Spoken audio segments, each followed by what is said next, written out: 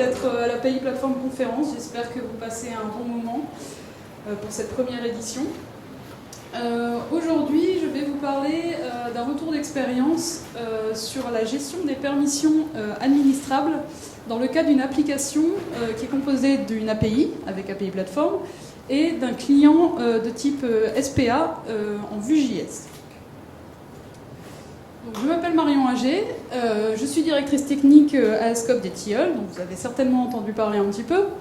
À la base plutôt développeuse back-end et convertie à Vue.js récemment, que j'utilise donc avec API Plateforme. Les Tilleuls, c'est une SCOP qui va fêter ses 10 ans. D'ailleurs, petit rappel, ce soir, on fête les 10 ans de la SCOP au MHETer et vous êtes tous invités. C'est une société qui fonctionne de manière complètement démocratique et égalitaire, qui est composée aujourd'hui d'une cinquantaine de personnes qui sont réparties principalement en 4 antennes, qui sont Lille, Paris, Nantes et Lyon. Et sachez qu'on recrute à peu près tout le temps, comme toutes les sociétés, je pense, de la tech. Donc n'hésitez pas à postuler, quel que soit votre niveau. Ou si vous avez des questions sur notre fonctionnement, on sera ravis de vous en parler. N'hésitez pas à passer sur notre stand. Alors, le projet de base, sur lequel, qui est la base de ce talk, il s'agit d'un intranet d'une petite PME de 300 personnes à peu près, qui est répartie en plusieurs agences. Et cet intranet permet à la société de gérer tout son fonctionnement interne, qui comprend des fonctionnalités vraiment diverses, qui vont juste de l'annuaire des personnes de la société, l'organisation interne, la génération de planning, avec des roulements, des données financières, des données commerciales, des partages de documents. Donc, ce qui en fait des données qui peuvent être soit publiques au sein de la société, jamais publiques, vraiment publiques, mais au sein de la société, ou alors des données personnelles ou confidentielles. Au sein de cette société, il existe beaucoup de métiers différents, donc vous vous doutez bien que les personnes, en fonction de leur métier ou de leur poste dans la société, ne doivent pas avoir accès aux mêmes données ou n'ont pas besoin d'un accès. Il faut qu'il y ait une sécurité qui soit faite au niveau des données et aussi de l'interface qu'ils utilisent en fait pour l'intranet pour que ça s'adapte à leurs besoins et à ce à quoi ils doivent avoir accès. Un utilisateur de l'intranet est rattaché à une agence, un service, un métier et peut avoir sous son aile plusieurs collaborateurs qu'il va manager. Il y a aussi d'autres propriétés, bien sûr, mais ce sont ces valeurs qui vont permettre de décider en fait, des permissions et des droits qui lui sont octroyés sur l'application. Et c'est ce qu'on va mettre en place juste après, que je vais vous montrer. Donc, les fonctionnalités qui sont attendues. Donc, tout d'abord, on parle d'un intranet. Donc, que ce soit l'API ou le front-end, ils sont tous les deux soumis à authentification pour toutes les pages. Ça reste interne à la société. Et on souhaite donc mettre en place des permissions qui sont basées sur les règles que je vous ai montrées juste avant, en fait, qui sont associées à un utilisateur, qui vont se baser, dans notre cas, sur son agence de rattachement, son métier, etc. Mais on veut surtout que ces règles, elles soient administrables par quelqu'un qui est un administrateur de la société, mais qui n'est pas un technicien, et qui va pouvoir régler des permissions de manière dynamique, les régler soi-même sans toucher au code, sans qu'on ait à rajouter des attributs dans le code PHP ou qu'on ait à rajouter des informations dans l'application Vue.js dans mon cas. Et donc, comme je vous le disais, il faut que l'interface graphique, l'intranet, en fait, quand un utilisateur se connecte dessus, s'adapte à ses droits, que son menu contienne les informations auxquelles il a accès, qu'il ait une interface qui se dessine en fonction de ses droits. L'API devra être bien sûr sécurisée, c'est-à-dire qu'en fonction des permissions de la personne qui est connectée, il aura accès à des ressources, à d'autres non, à certaines opérations de l'API, d'autres non. Et il y aura un filtrage automatique qui pourra être fait aussi au niveau de ces ressources. Typiquement, je retourne une liste d'utilisateurs. Certains auront le droit de récupérer la liste de tous les utilisateurs de la base de données, d'autres seulement ceux de leur propre agence de rattachement. Et le filtrage devra être automatique en fonction des permissions qu'on aura définies, que l'administrateur non technique aura définies. Enfin, dans notre cas, il y a une mise à jour assez fréquente de ces permissions et on veut que les permissions soient mises en jour en temps réel, que ce soit au niveau de l'API bien sûr, mais aussi au niveau de l'interface graphique, qu'elle soit rechargée automatiquement sans que l'utilisateur soit déconnecté ou ait à recharger sa page. Donc la première étape, on va commencer par la sécurisation de l'API, qui reste la priorité, puisque c'est là qu'on va retrouver nos données.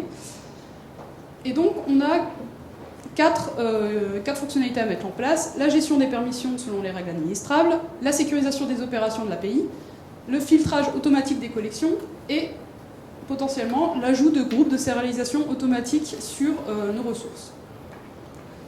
Donc, la sécurité dans une API ou même dans une application Symfony, c'est quelque chose qui est quand même assez commun, on en a toujours besoin quand même, plus ou moins. Et il existe pas mal de fonctionnalités natives sur lesquelles, bien sûr, on va se reposer, on va utiliser. Nous, on va rajouter en fait une couche supplémentaire qui va nous permettre d'automatiser tout ça avec des règles administrables, mais on va utiliser les fonctionnalités qui existent. Donc la première, c'est la gestion des contrôles d'accès de Symfony dans le package security. Vous le connaissez, qui nous permet de donner accès ou non en fonction du chemin à des utilisateurs authentifiés, non authentifiés ou en fonction de leur rôle. Il existe le même type de sécurité au niveau des API ressources, d'API plateforme, que ce soit au niveau directement de la ressource ou au niveau des opérations. On va pouvoir limiter l'accès à une ressource ou à une opération à un utilisateur en fonction de son rôle ou en fonction d'un de ses attributs, en fonction de son contexte. Il existe aussi la possibilité dans l'API plateforme de rajouter une sécurité juste pour une propriété, que ce soit en lecture ou en écriture, en fonction de son rôle ou pareil, en fonction d'un droit qui aura été défini dans un voteur Symfony. Là, je vous laisse voir la gestion de la sécurité dans Symfony avec les voteurs.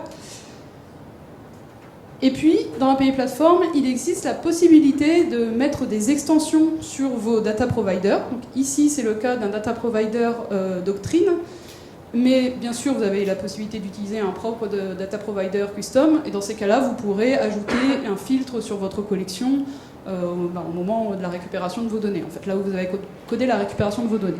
Là, c'est une extension au niveau Doctrine qui vous permet de vous baser sur la collection qui est récupérée par Doctrine quand il a fait son travail initial API Platform et de pouvoir rajouter en plus des conditions, vous voyez, un where par exemple, sur la collection en fait, pour filtrer ces données et renvoyer une collection filtrée à votre utilisateur.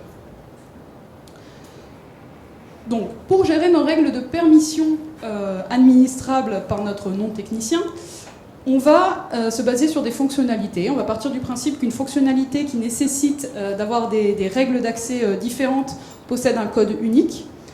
Et puis, on va lui attacher des règles, donc qu'on pourra gérer de manière automatique. On part du principe qu'une permission qui n'a pas de règles attachées est accessible à tout le monde, et qu'un utilisateur peut être éligible à plusieurs règles. Par exemple, s'il y a une règle qui va cibler par défaut tout le monde et qu'il y a une deuxième règle qui vient au-dessus mais qui va être plus précise parce qu'elle va cibler la personne par son agence de rattachement dans notre cas ou par son métier, celle-ci sera prioritaire en fait parce qu'elle sera plus précise et du coup c'est cette règle sur laquelle on se basera pour appliquer les filtres à notre collection ou pour utiliser les droits liés à cette permission.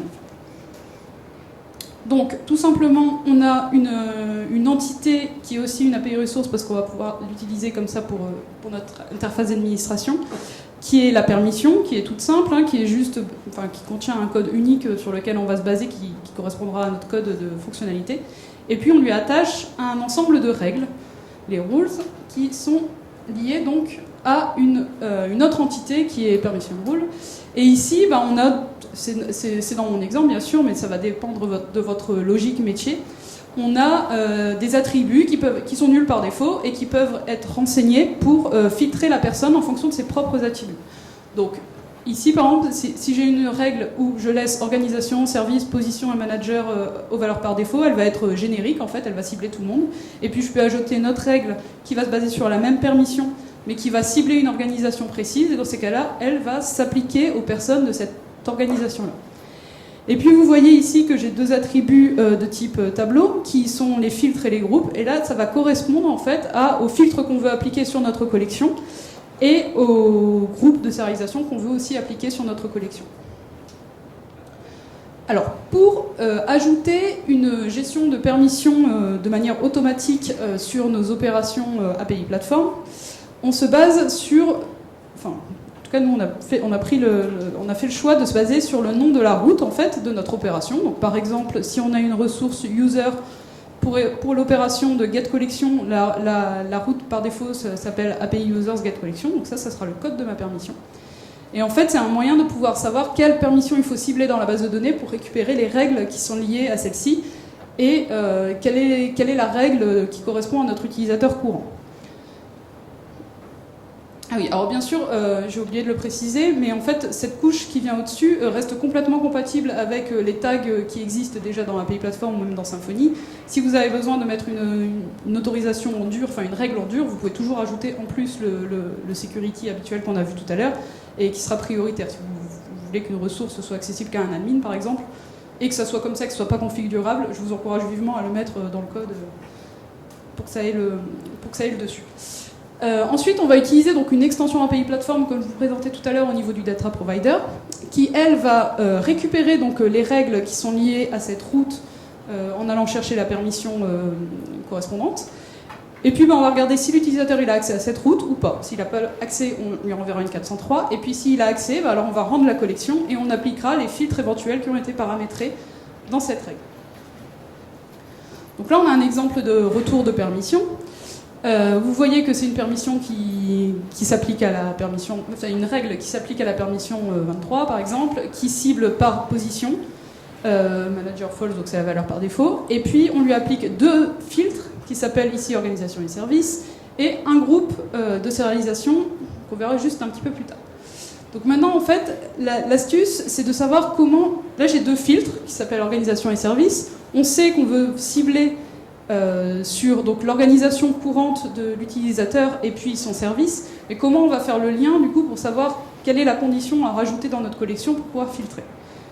Donc j'ai utilisé un attribut PHP qui s'appelle filter permission, donc, qui est vraiment un exemple pour notre POC, hein, et qui comprend trois propriétés, qui est le nom de la permission, le champ qui par défaut sera le nom de la permission, mais qui peut être un autre nom de champ sur lequel on va vouloir cibler.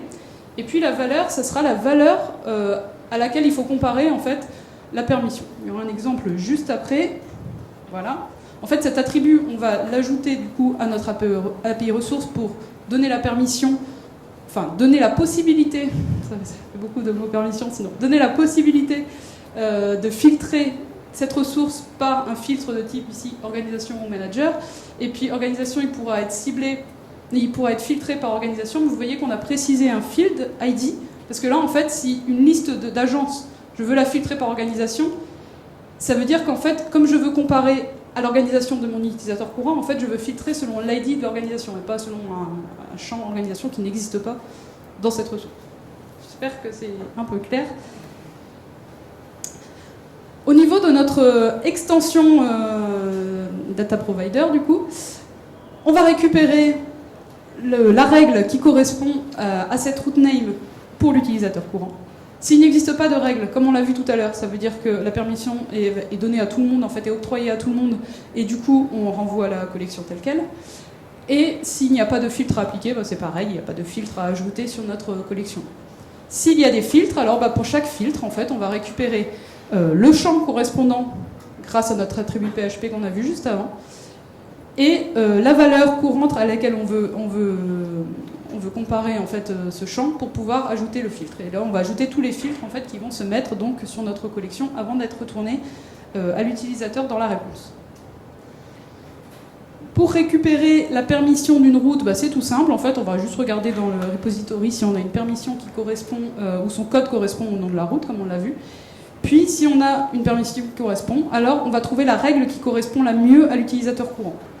Donc, la règle qui correspond la mieux, ça veut dire qu'il faut que l'utilisateur soit éligible à cette route, donc ça peut être, à cette règle, pardon. Ça veut dire que soit c'est une règle qui est générique, donc qui cible tout le monde, qui est par défaut, soit qu'elle correspond effectivement à ces valeurs. Donc, par exemple, si on veut ajouter une règle par organisation, par métier ou que sais-je, il faudra que ça soit compatible, en fait, qu'il appartienne aux mêmes données. Puis comme je vous disais, il y a une question de priorité, donc on va garder en fait la règle qui est la plus haute priorité pour la retourner et pour pouvoir utiliser celle-ci pour gérer nos accès. Enfin, si on veut ajouter des groupes de sérialisation dynamiques à notre ressource, on va utiliser un context builder qui est aussi une fonctionnalité d'API Platform. et qui va fonctionner en fait un peu de la même façon. On récupère la règle qui correspond à notre utilisateur pour cette permission donnée. Et puis s'il y a des groupes qui sont renseignés, on va les merger au groupe de notre contexte actuel. Il y a un exemple juste après, sur notre source user par exemple, par défaut, vous voyez, normalisation contexte, normalement le groupe est user juste, et on a un attribut dans notre classe user qui possède le groupe user admin, donc normalement il ne serait pas retourné en fait dans notre retour d'API. Mais vu qu'on a une règle qui, on imagine, correspond à cette opération-là, et qu'il y a un groupe à ajouter qui s'appelle user-admin, il va être mergé avec le groupe du contexte user. Donc finalement, on va retourner tout ce qui est user et user-admin. Et donc, on verra le manager qui va être ajouté, qui va être retourné également dans la réponse. Donc au niveau de l'API, on a rempli toutes les conditions qu'il nous fallait pour gérer nos permissions de manière automatique en fonction de règles qui sont administrables. Et donc, on va pouvoir passer à la partie front-end. Donc, moi j'ai utilisé, comme je vous disais, le framework Vue.js, mais c'est possible de l'adapter à un autre framework JavaScript que vous préférez utiliser. Donc, au niveau du front-end, il y a plusieurs petites choses à mettre en place. Il y a l'interface de gestion des permissions administrables pour le non-technicien qui va vouloir ajouter, bon bah voilà, quelqu'un de telle agence, il aura le droit de faire ça, ça, ça. Ça, je ne vais pas du tout vous le montrer, parce que ça reste un type CRUD classique, en fait, donc c'est ce qu'on fait tous les jours quand on fait une SPA. On va authentifier notre client auprès de l'API. On va réceptionner les permissions de l'utilisateur courant qui vient de se connecter. On va adapter ensuite l'interface, notamment le menu pour qu'il corresponde aux permissions qui ont été accordées à cet utilisateur, et puis configurer le routeur aussi du front-end pour lui permettre d'accéder ou non à certaines routes, en fonction de ses droits. Et enfin, il y aura la possibilité de faire un affichage différencié en fonction des droits, c'est-à-dire afficher tel ou tel bloc en fonction de... On a décidé qu'il y avait le droit ou pas. On pourra afficher un composant et pas un autre, un style différent, une classe ou que sais-je. Un petit diagramme qui reprend un petit peu notre fonctionnement. Donc on a un administrateur qui gère les permissions dans une interface admin, qui s'enregistre côté API. Quand un utilisateur lambda se connecte au front, il se connecte via l'API qui lui renvoie les droits. Et puis ça configure l'interface graphique et ça lui retourne des ressources qui soit sont... Enfin, ça configure en fait les ressources, soit elles ne sont pas autorisées, soit elles sont autorisées mais filtrées. En fonction, quand il fera ses appels, en fait, ça sera fait automatiquement. Au niveau de l'authentification, alors là je ne vais pas rentrer dans les détails parce que Robin a déjà bien expliqué l'histoire des authentifications sur une API et sur Symfony. Moi dans mon cas j'utilise un token JWT avec un cookie sécurisé HTTP only et avec une expiration courte, et puis un refresh token qui est mis en place pour renouveler ce token quand il expire. Ça je vous laisse revoir la conférence de Robin si vous l'avez assisté ou sur la vidéo. Il explique ça très très bien. Au niveau du retour de l'API, quand on se connecte, quand l'autorisation et quand l'authentification plutôt est un succès, en fait, on va ajouter à notre réponse la liste des permissions qui sont autorisées pour l'utilisateur. Donc il a le droit de se connecter, ses credentials sont OK. On va renvoyer juste la liste des permissions qui ont été, qui lui sont accordées. Donc ça c'est un exemple de retour par exemple. Donc là vous voyez que j'ai quelques informations de l'utilisateur courant qui sont renvoyées. Généralement on récupère au moins son nom, son prénom, mais on ne met pas non plus trop d'informations là-dedans. Et puis la liste des permissions octroyées, donc ça va être juste le code en fait, qu'on pourra utiliser du coup pour configurer notre front-end ensuite, et qui peuvent correspondre donc soit à des routes API plateforme, soit à autre chose en fait. Ça peut être tous les noms que vous voulez, que vous avez décidé d'utiliser pour gérer vos fonctionnalités.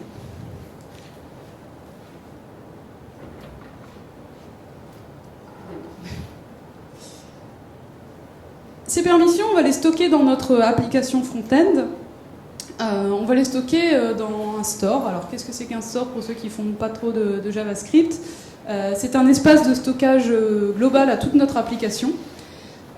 Qui va permettre de gérer un état global, qui sera utilisable dans toute l'application en fait, et dès que cet état va être mis à jour quelque part par un composant, par un appel ou autre chose, il va permettre de mettre à jour toute l'application en fonction de cette nouvelle valeur.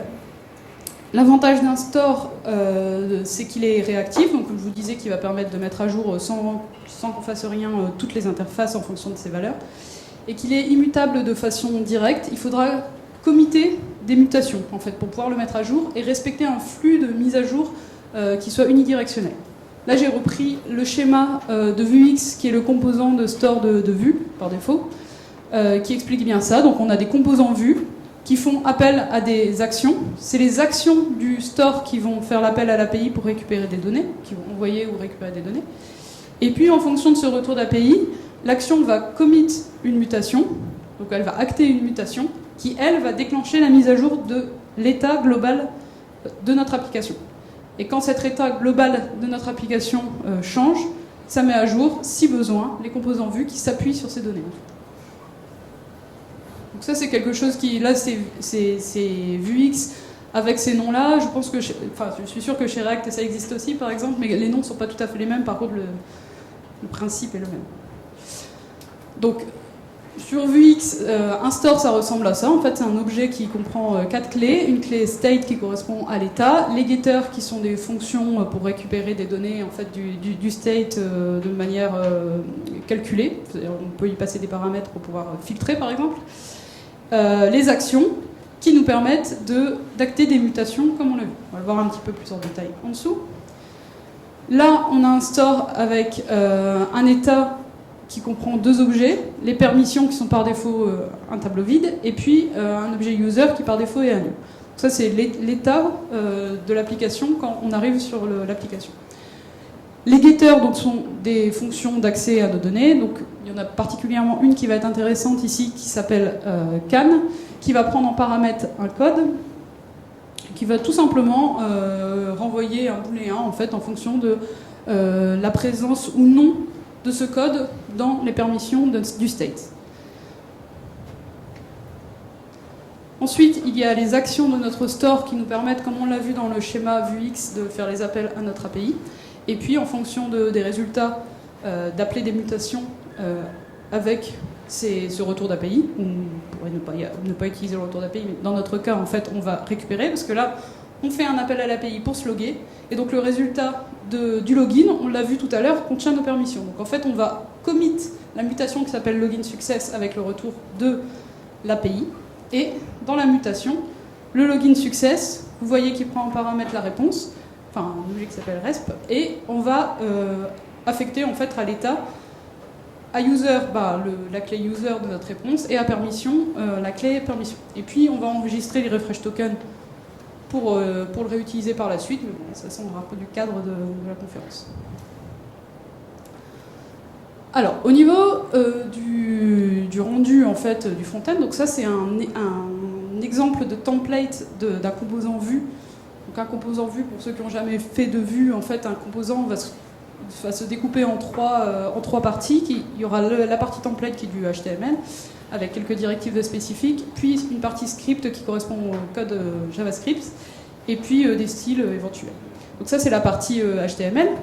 Et vous voyez, donc c'est un exemple de menu très très simple, vous voyez qu'on utilise un composant qui s'appelle router-link, donc qui appartient tout simplement à VueRouter, qui est le routeur par défaut de Vue, qui juste rend un élément lien, en fait, de type lien en HTML dans le DOM. Et vous voyez surtout le VIF, qui est une directive Vue, qui est une condition, comme son nom l'indique, qui va donc permettre de rendre ou non un élément en fonction de la valeur de cette condition. Donc là, en fait, en fonction de la valeur de can et du code derrière, l'élément sera rendu ou pas. Donc le VIF, il permet vraiment de conditionner le rendu, c'est-à-dire que si la valeur est false, l'élément ne sera pas du tout dans le DOM, contrairement à une autre directive qui s'appelle vshow et qui le cache juste, mais qui rend quand même l'élément. Donc là, en fait, l'affichage de nos liens, il va tout simplement dépendre de la valeur de notre petite fonction can, qui est, donc ça c'est la partie script de notre composant,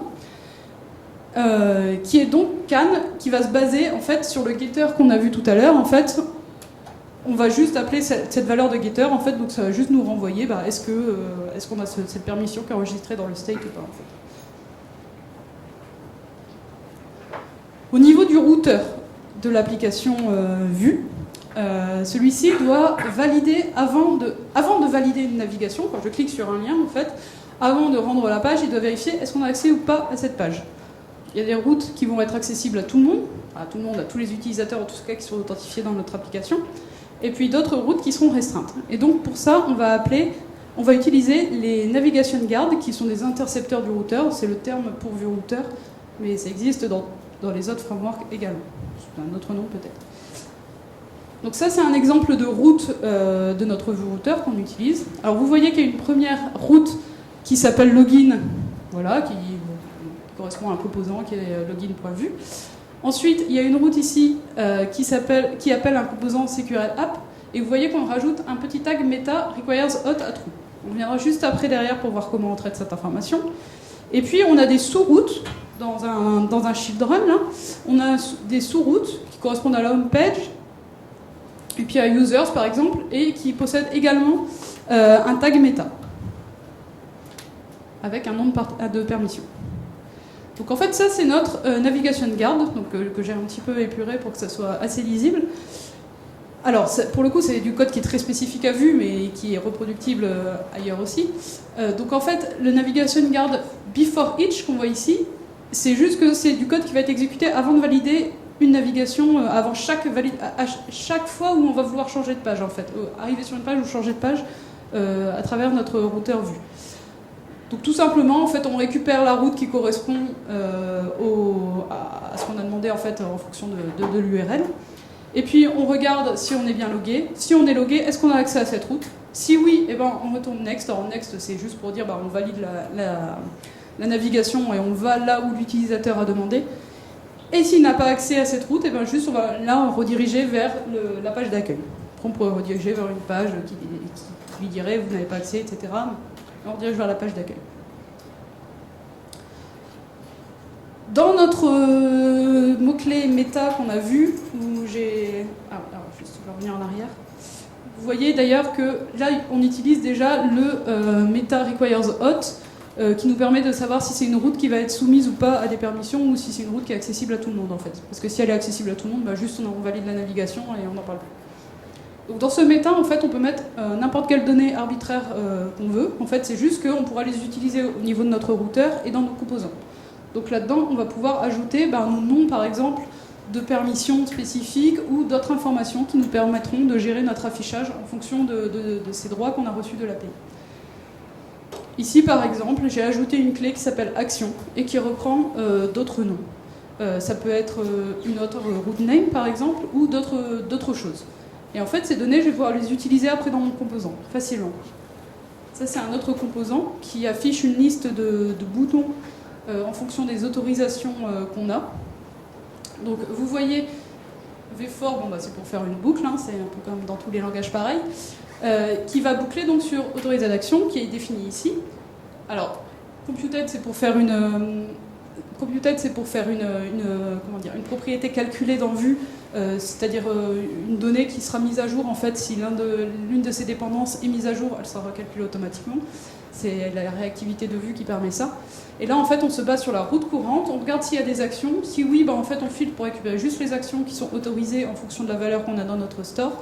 Et on va donc récupérer la liste de toutes les autorisations de cette route qui sont possibles pour afficher les boutons uniquement des actions qui sont possibles. En fait. Donc ça c'est juste un exemple de ce qu'on peut faire en fait pour différencier l'affichage, mais bien sûr on peut utiliser dans plein de contextes, on pourrait afficher un composant plutôt qu'un autre en fonction des autorisations par exemple, ou afficher des classes différentes, etc. Donc au niveau du front-end, on a réussi, à part la première partie qu'on n'a pas du tout vue, mais bon c'est un code classique, on a réussi à mettre en place toutes les fonctionnalités qu'on voulait mettre en place au début pour profiter en fait du système de permission de l'API sans avoir à tout recoder côté front-end. La dernière étape, on va utiliser Mercure pour mettre à jour les permissions en temps réel. Alors, pourquoi on utilise Mercure? Parce que c'est très facile à mettre en place avec iPlay Platform.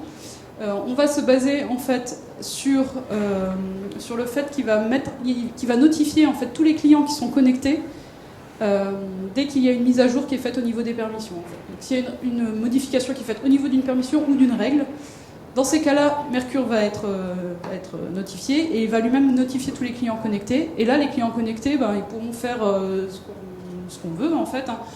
Soit rediriger vers le login ou autre, enfin, je ne sais pas, ça dépend de votre besoin. Donc pour ajouter Mercure à une ressource API Platform, c'est très facile, il suffit d'ajouter le petit tag Mercure True. Bien sûr, il y a la configuration de Mercure qui se fait à côté, mais ça, vous suivez la doc et ça va bien.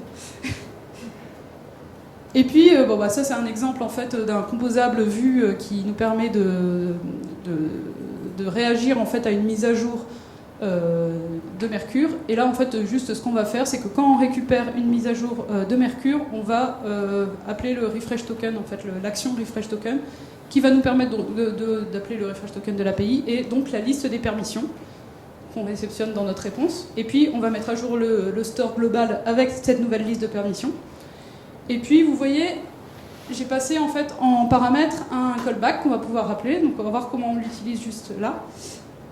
Alors, là, c'est aussi propre à Vue.js. En fait, c'est au montage du composant, je vais souscrire aux permissions. Donc, c'est la méthode que je vous ai montrée juste avant.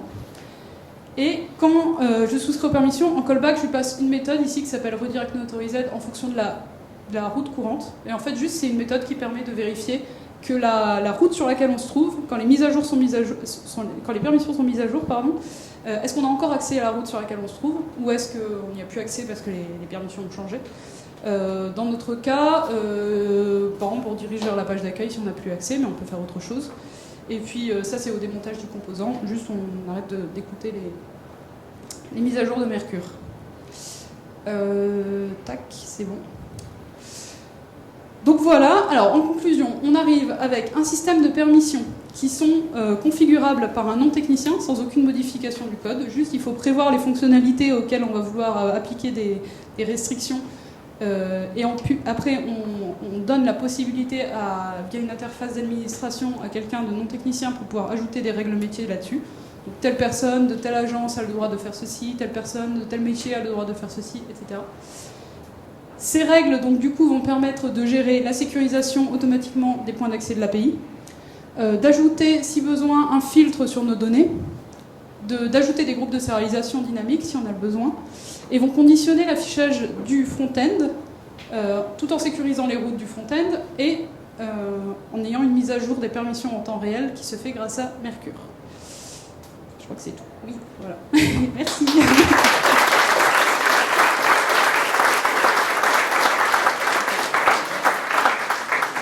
Merci beaucoup Marion pour cette présentation. On a le temps peut-être rapidement pour une question ou deux. Je vous écoute.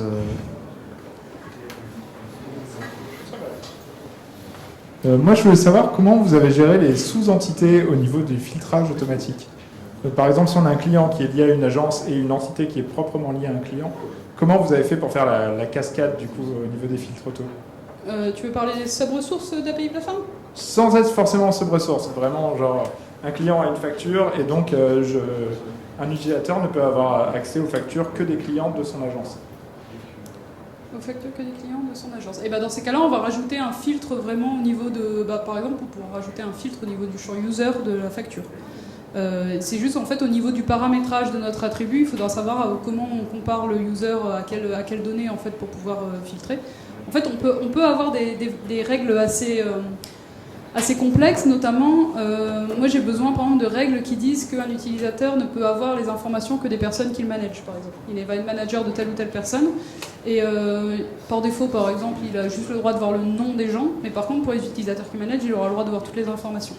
Et en fait, dans ces cas, c'est juste au niveau... en fonction de la complexité de cette règle, en fait, du code, ça peut être plus ou moins compliqué, mais c'est la façon de récupérer la valeur courante et le champ à comparer pour filtrer la collection, en fait. Et donc ça, c'est dans l'attribut filter permission que j'ai montré tout à l'heure. Dans le champ value, en fait, on peut passer du expression language dedans pour pouvoir comparer de la même façon qu'on fait avec les règles de sécurité API Platform, en fait.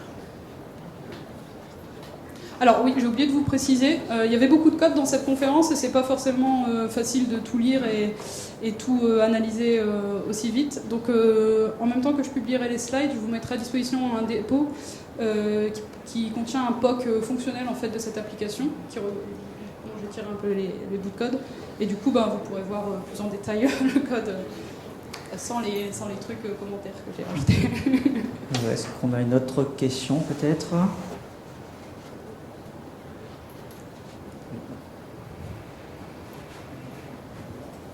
Bonjour, merci pour les présentations. Est-ce qu'il y a un endroit plus propice qu'un autre pour empêcher des gens, pour mettre en place les filtres? J'entends par là peut-être au niveau de la sérialisation, ou bien à un autre niveau. Est-ce qu'il y a un endroit mieux qu'un autre pour mettre en place, pour appliquer justement les règles métiers d'autorisation que vous avez établies? Alors, je suis pas sûre dans le sens d'API plateforme. Hein. Ouais, alors moi j'ai décidé d'appliquer mes filtres au niveau du data provider. Effectivement, dans ce cas, on est déjà au niveau de la récupération des données en fait. Donc si jamais l'autorisation n'est pas bonne, c'est vrai qu'on arrive un peu tard, quoi. Kevin notamment m'a parlé hier, mais j'ai pas du tout le temps d'approfondir. Apparemment, il y a un plugin Caddy qui est utilisé par le framework API Platform. Caddy est utilisé par le framework, mais le plugin n'est pas encore utilisé, qui permettrait apparemment de rajouter des autorisations. C'est ça que tu me disais. Donc en amont, en fait, avant même l'API, en fait, au niveau du reverse proxy, de pouvoir filtrer. Mais je ne sais pas du tout comment on récupère du coup les règles qui ont été configurées dans notre API. Il doit y avoir un provider, j'imagine, qu'on lui fournit sur lequel il se base. Mais j'ai vraiment pas du tout pris le temps de le faire. Par contre, si effectivement ça fonctionne bien comme ça et qu'on peut lui appliquer les règles qu'on veut, dans ces cas-là, c'est top parce que ça vient vraiment en amont et ça évite d'en rentrer trop dans le process avant de filtrer les données, quoi. Surtout dans le cadre d'une opération à laquelle on n'a pas accès. Après, si c'est juste rajouter du filtrage sur notre collection, pour le coup, c'est des filtres de doctrine, des permissions de doctrine en plus. Je ne sais pas que ça répond à la question. Ok, dernière question rapidement alors. Ok. Sur la fin, vous parlez de Mercure. Ouais. Moi, j'avais tenté Mercure, mais je trouvais qu'en fait tout était publié. C'est-à-dire que toute modif, donc ça peut être gênant pour certaines. C'est de la configuration en fait. On peut brider. En fait, Mercure permet de, quand tu crées ton token par exemple, tu vas lui soumettre une liste de topics à écouter, à publier et de l'autre côté à écouter en fait. Et qui va se baser juste sur le nom de la partie URL en fait. Donc par exemple, tu peux dire tout ce qui est /permission ou permission de rule, et puis c'est tout en fait. Donc dans ces cas-là, c'est les seules choses qui seront possibles à écouter par le client. Et puis de la même façon, en fait, si tu rajoutes le tag Mercure True sur ton API ressource, la mise à jour sera faite que pour les ressources en fait qui ont ce tag à true en fait. Je parle plus sur l'utilisateur, par exemple, de ne pas publier. Imaginons qu'on voudrait, on aura un annuaire avec des gens, mais en fait, il faudra envoyer que les personnes. Quand tu parles au niveau des propriétés, du coup, ouais. Alors, moi, j'ai jamais eu à le mettre en place, mais normalement, on peut avoir des données privées justement, parce qu'on peut se baser sur le contexte, je pense. Et Kevin sera sûrement beaucoup mieux traité que moi. Mais en fait, on peut avoir une mise à jour privée, en fait, donc qui se base sur l'utilisateur courant et le contexte pour le retour de l'API. Merci beaucoup Marion. Donc,